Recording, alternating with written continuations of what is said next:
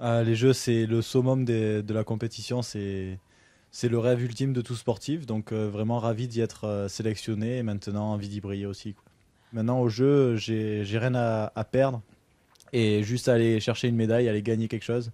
Donc ça, c'est une pression positive. J'adore le fait d'être favori aussi. C'est quelque chose d'excitant et il me tarde d'y être. Ça serait quoi un résultat qui serait un échec pour vous?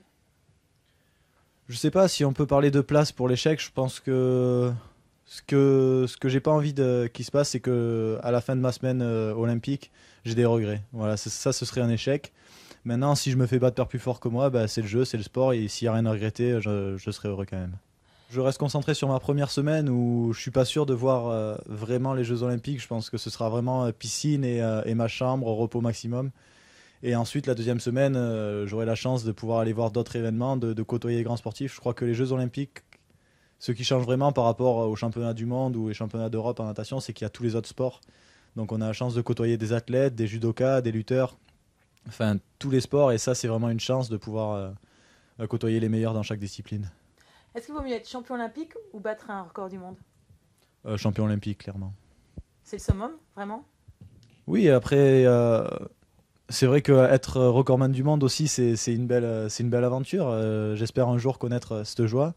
Mais pour l'instant, c'est vraiment le titre olympique. En plus, avec l'histoire des combinaisons qu'il y a eu quelques années, les records sont un peu compliqués à aller chercher. Mais le titre olympique, c'est vraiment le Graal. C'est quoi le petit plus de Marseille? Il y a beaucoup de plus à Marseille. Ça fait maintenant ma quatrième année où j'y suis. On est quatre à être sélectionnés parce qu'il y a aussi un relayeur qui est avec nous. Et il y a aussi des étrangers qui s'entraînent à Marseille et qui seront au jeu.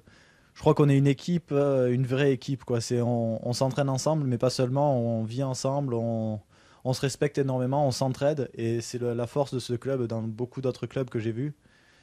C'est plus chacun pour soi et on verra un peu comment ça se passe. Nous, à chaque compétition, on arrête ce qu'on est en train de faire quand un de nos collègues nage. On est vraiment plus stressé quand c'est nos collègues que nous-mêmes. Et je crois que c'est ça la beauté du cercle des nageurs. Et c'est un réel frisson quand un autre nageur arrive à se qualifier. Est-ce que vous avez un gris-gris, une chanson ou des choses comme ça que vous écoutez avant d'aller plonger? Ou est-ce que vous avez un mot d'ordre Non, pas vraiment de gris-gris. Je pense que c'est trop aléatoire. Si on le perd, on est tout émoustillé. Donc ça, j'en ai pas.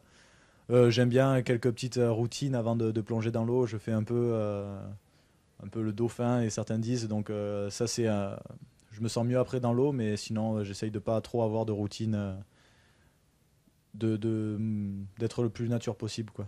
Et dernière question, un mot en anglais, ça serait lequel? Ouais, je parle pas très bien anglais. Je dirais. Même en français, je sais pas, je saurais pas quoi dire. Un seul mot.